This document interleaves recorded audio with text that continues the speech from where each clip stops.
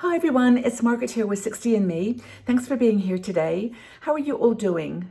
I'm just reflecting on as we sort of slip into another season, another spring, that it was around this time last year when all of us started to realize that our worlds were going to change very dramatically. And most of us around the world went into a lockdown period that lasted for several weeks. And then, everyone then tried to do the best they could with their own cities and towns and countries. And it's been kind of a very challenging journey where everyone's been doing things a little different. But anyway, it's been about a year since we had this first awareness that our lives were going to be different.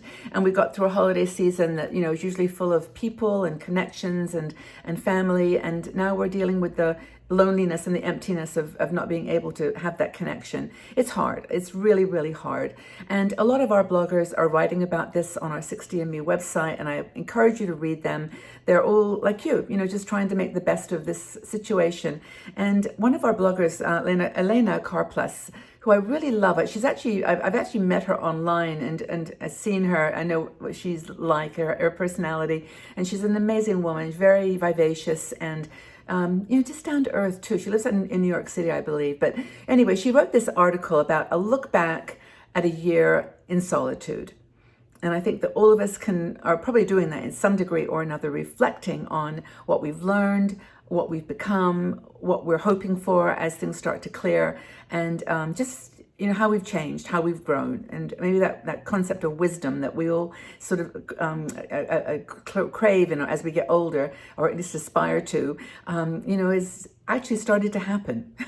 That we've actually started to get some wisdom and insight about life, what's important, priorities that we didn't have before. So we can't welcome friends, we can't entertain our families, we can't be together. What can we do? Elena talks about her COVID bubble is her two cats and her. She goes, they are her groupies. They follow her around. They are her companions, her entourage, she calls them. They follow her from room to room. And they're kind of like her little soulmates, and maybe you've got pets and animals too that have taken over that role for you. And she said how in simple and kind of enlightening ways, they've taken care of each other. And I haven't got any pets, but I definitely have got online friends and my community, this community of 60andMe, that has given me so much nourishment and strength during this time. So thank you for that. I really, really do appreciate it. So looking back, we dare to look forward. This is the challenge that Elena puts forward for us. And it's all about really embracing the whole spectrum of our lives, embracing the darkness, the sadness, the loneliness, and also grabbing onto and holding on to the future with planning and thinking and desiring and dreaming, all those things that we really need to keep us going. And another thing she mentions is, which I think is really powerful, is that looking back on the things in our past that we've got through, things that we never thought in a million years we were going to get through or survive, even the most unsurvivable moments, we managed somehow through the tears, through the sadness, through the suffering, through the pain, to get to a new you. And that spectrum, excuse the bumping, that spectrum is everything from the death of someone that was very important to you. I lost my mom when I was only 18, but or that's lasted all through your life, or a grandchild. There are some really heartbreaking things that we've had to deal with. Loss of all kinds, loss of money, loss of a job, loss of status, loss of a dream, whatever it was, we've got through it. So look at those things. That's the message here from Elena, is don't just discard them as being like bad memories from the past. They are the things that you've built yourself on. Those are that's a tower of who you have become. So she talks about taking an inventory of your skills.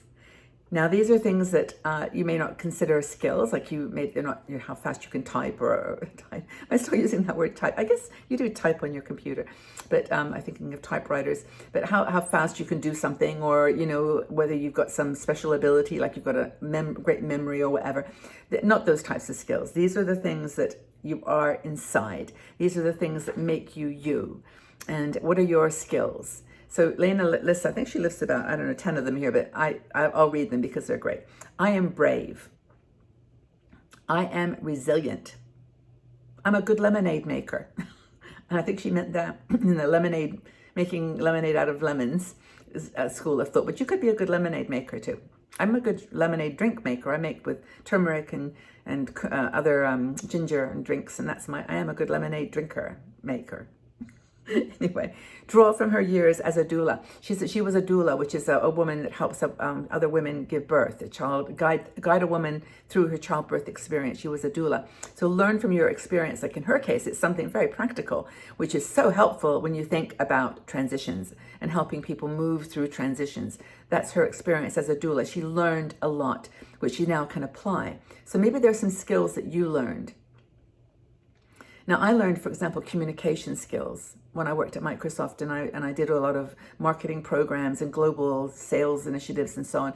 I learned a lot about communities and about connecting and communication, which is, of course, helping me a lot with this. I mean, it's not easy to do videos. Trust me, I started off being so nervous at doing these years ago, and now I just feel like I'm talking to you. But it's partly because I have that skill that I love to do. So that's another thing. Elizabeth Kubler-Ross is someone that I worked with when I was in my 30s. And I worked with her to help with workshops she was doing on death and dying.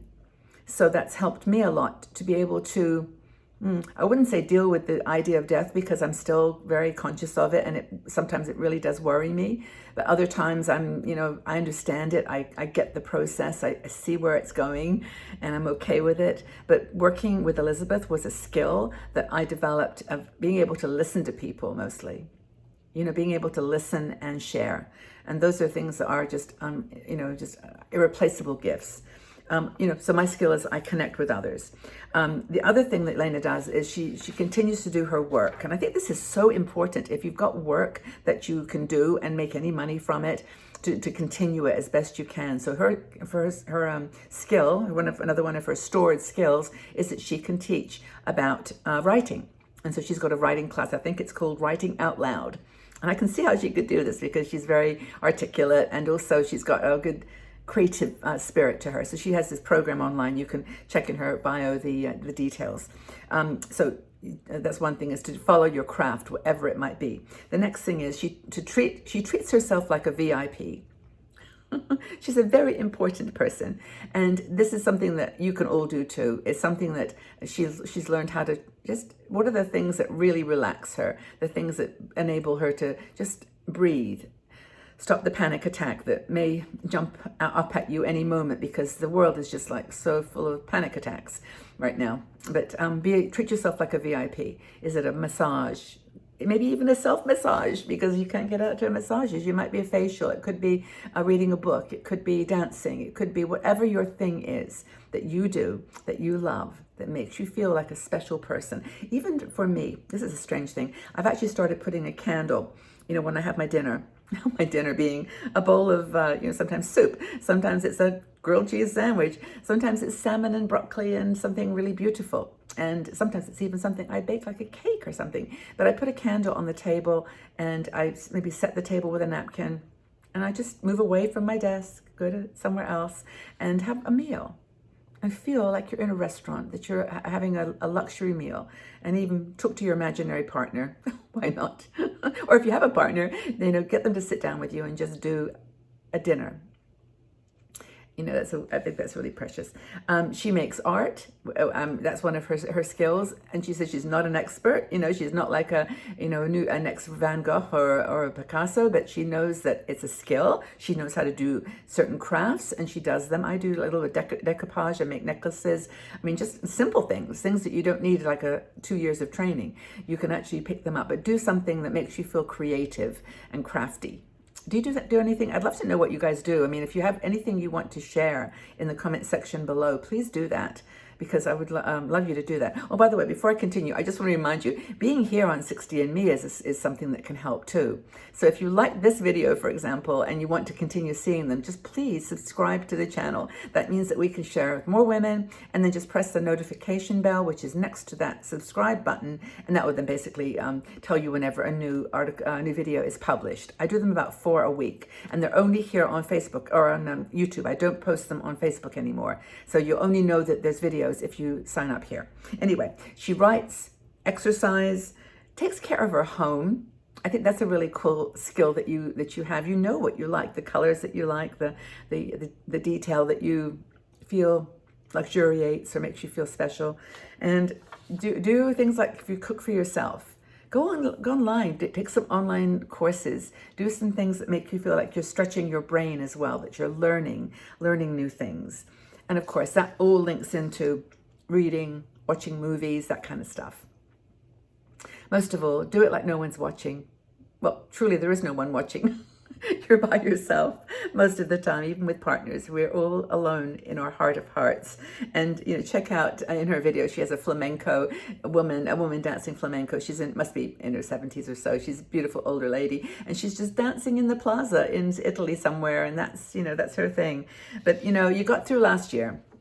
We got through a year. We did this. Yes, we're a little bit battered and bruised and tired, but we did it. We got there, and we can get through the next year, whatever it takes. Just appreciate the lessons. You've grown. It's important. This is a chapter of your life that won't be repeated. So let's just, keep going with it. Have faith. So I hope that was helpful. But what kind of thing did you learn during the first year of COVID? What did you learn? I'd love to know. Maybe you learn more about yourself. That would be a good thing to share. Or something more, I don't know, more random than that. But whatever it is you've learned this last year, please let us know. We can share. Okay, everybody. Well, have a great day wherever you are in this beautiful world of ours. Take good care. Check out our Patreon group if you want a more sort of a private group. We've got a group of women, patreon.com/60andme. We do live shows every few days. It's a real tighter community with a more intimate conversation if that's something that interests you. But whatever it is, stay well. Thank you for your support of 60andme, and we'll see you all again soon. Bye-bye for now.